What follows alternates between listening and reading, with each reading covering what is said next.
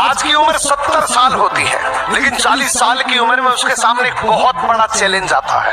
बाज जब 40 साल का होता है तो उसके पंख इतने भारी हो जाते हैं जिससे वो उड़ नहीं सकता।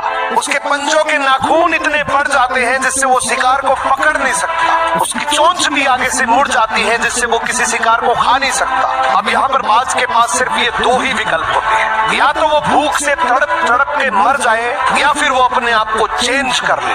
बाज यहाँ पर चेंज को स्वीकार करता है और पर्वत की सबसे ऊपरी चोटी पर जाता है। सबसे पहले अपने पंखों को नोच नोच कर निकालता है, जो बहुत पेनफुल होता है, लहूलुहान हो जाता है। उसके बाद अपने नाखूनों को पत्थर से रगड़ रगड़ के छोटा करता है और सबसे ज्यादा दर्दनाक तो तब होता है जब वो अपनी ही चोंच को पत्थर पे जोर जोर से मारकर आगे से तोड़ लेता है। ये सब करने के 6 महीने बाद एक नया ईगल जन्म लेता है। उसके नए पंख, नए